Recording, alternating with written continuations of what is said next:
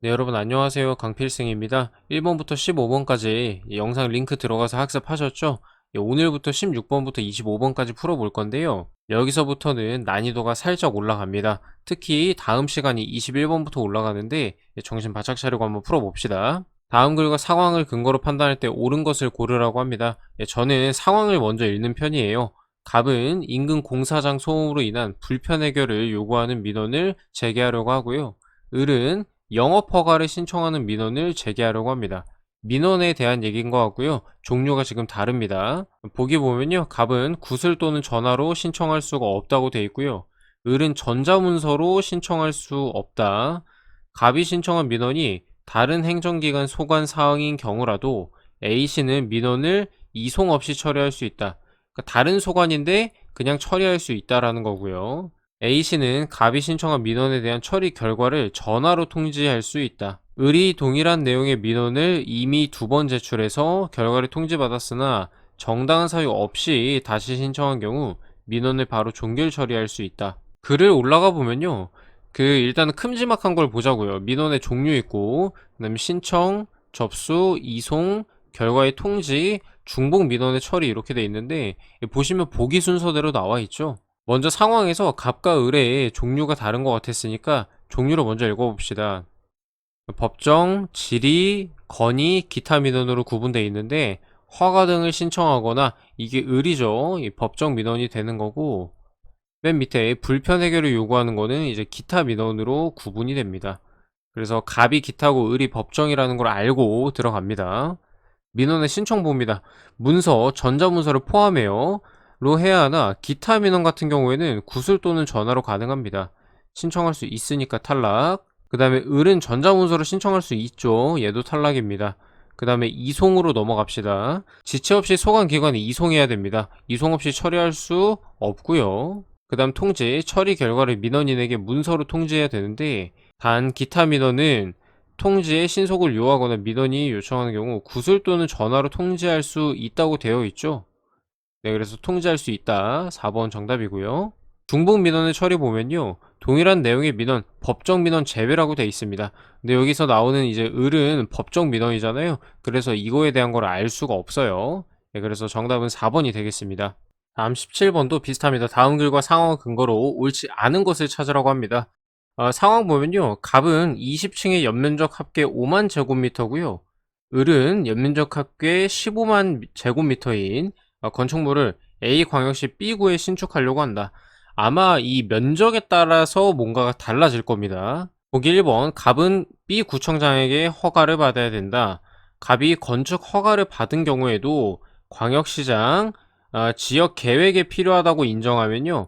일정한 절차를 거쳐서 착공을 제한한다고 합니다. B구청장은 주민 의견을 청취한 후 건축위원회의 심의를 거쳐 건축 허가를 받은 건축물 착공을 제한할 수 있다. 여기도 제한에 대한 얘기고요. 4번 을이 건축 허가를 받은 날부터 2년 이내에 정당한 사유 없이 공사를 안 하는 경우 취소해야 된다고 되어 있고요. 5번 주무부 장관이 문화재 보존을 위해서 인정을 요청하는 경우 땡땡부 장관은 건축 허가를 받은 최대 3년간 또 제한한다고 나와 있습니다.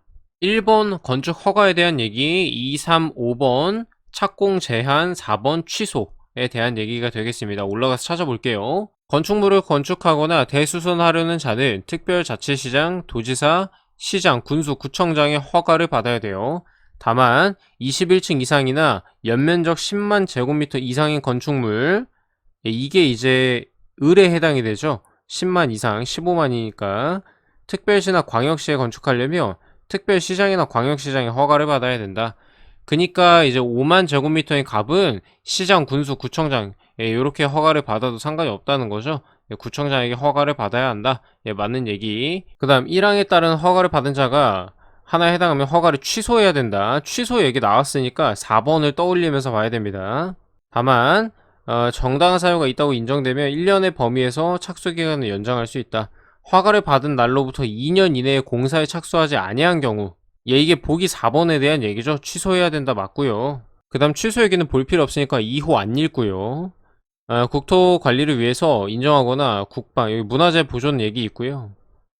건축허가나 허가를 받은 건축물의 착공을 제한할 수 있다고 되어 있습니다. 자, 5번 문화재 보존에 대한 얘기니까 이거 기간을 좀 찾아보면 되는데요. 기간 얘기는 여기 4항에 나와 있어요. 1항, 2항에 따라 건축허가나 착공을 제한하는 경우 제한기간은 2년 이내로 하는데 다만 1회에 하나여 1년 이내의 범위에서 제한기간을 연장한다. 그러니까 최대 3년까지 연장을 한다는 거거든요. 3년 가능하고요. 다시 2항 가서 읽을게요. 특별시장, 광역시장, 도지사는 지역계획 나왔고요. 시장, 군수, 구청장의 건축허가나 건축물의 착공을 제한할 수 있다고 되어 있습니다. 그 다음 장관이나 시도지사는요. 이 1항, 2항에 따라 제한하려는 경우 의견 청취하고 건축위원회 심의를 거쳐야 된다고 되어 있습니다. 그래서 2번은 맞고요. 3번이 틀렸죠. 구청장이 되면 안 되고요. 이거를 행하는 주체는 장관이나 시도지사가 됩니다. 우리 앞에 문제들에서도 주체 바꿔서 내는 경우 심심치 않게 많이 봤습니다. 네, 이것도 마찬가지로 이 주체를 바꿔놓은 문제가 되겠습니다. 네, 여기서부터는 퀴즈 문제라서 속도가 좀 나죠. 봅시다. 다음 글을 근거로 판단할 때 옳지 않은 것은입니다.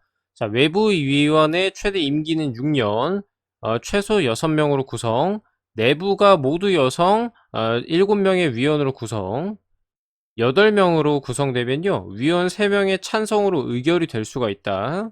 5명이 직접 출석, 위원 2명이 서면 의견, 서면 의견에 상관없이 찬성으로 의결된다. 자, 읽습니다. 정보공개심의위원회는 10인 이내의 위원으로 구성을 합니다. 내부랑 외부로 나눠져 있네요. 위원장 1인이랑 3명이 포함이 되니까 내부는 이제 4명으로 고정이 되어 있고요. 그 다음에 관련 분야의 전문가 중 총 위원 수의 3분의 1 이상을 위촉을 해야 됩니다. 그러니까 최소 위원의 수를 계산을 하면 참석 인원의 3분의 2가 4명이잖아요. 3분의 1이면 2명이어야 됩니다. 이게 최소 인원이거든요. 그래서 2번 맞고요. 위원은 특정 성별이 다른 성별의 2분의 1 이하가 되지 않도록 합니다. 성별 3번에 대한 얘기죠. 내부 위원이 모두 여성이래요. 4명이 모두 여성이에요. 근데 이때 외부 위원이 남자 2명이면 2분의 1 이하가 돼버리잖아요. 그죠? 그래서 이때는 3명이어야 됩니다. 남자 3명. 그러니까 7명으로 3번도 맞고요. 자, 임기 나와 있죠. 외부위원의 임기는 2년으로 하되 2년에 하나여 연임할 수 있다. 그러니까 3번 가능하니까 2 곱하기 3 해서 6년 가능하고요.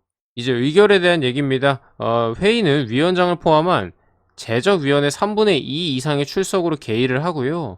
이 출석위원회 3분의 2 이상의 찬성으로 의결한다고 되어 있습니다. 4번 보면요. 8명의 3분의 2가 있으면 이제 개의가 가능한 거잖아요. 이걸 계산을 해보면 8이 16, 그 다음에 3으로 나눠지고 5점 몇 명이에요. 그러니까 이제 6명이 있어야 가능하다는 거죠. 그 다음에 6명이 있을 때 개의를 하고 또 요거를 해야 찬성 인원수를 구할 수가 있죠. 그래서 4명으로 딱 떨어집니다. 3명으로 찬성돼서 의결되는 경우는 없어요. 그래서 정답은 4번이 되는 거고요. 5번도 마저 봅시다. 위원은 부득이한 사유로 참석을 할 수 없는 경우는 서면으로 제출할 수 있는데요. 이건 출석한 걸로 인정을 한다고 합니다. 그러니까 5명에다가 2명이니까 총 참석 인원이 7명이 되는 거고요. 이게 통과가 되려면 3분의 2, 즉 3분의 14니까 이게 4점 몇몇이 나오잖아요. 5명은 이제 찬성을 해야 안건이 의결이 되는 거예요. 찬성으로. 5명이 직접 출석해서 모두 찬성을 했다고 하니까 사실상 서면 의견의 찬반 여부는 그렇게 중요하지가 않죠. 그래서 제출된 서면 의견에 상관없이 안건은 찬성으로 의결된다. 얘도 맞는 얘기입니다. 4번이랑 5번 이런 게 좀 낯선 분들한테는 어려웠을 거고요. 이번 문제를 통해서 조금 익숙해지시면 될 것 같습니다.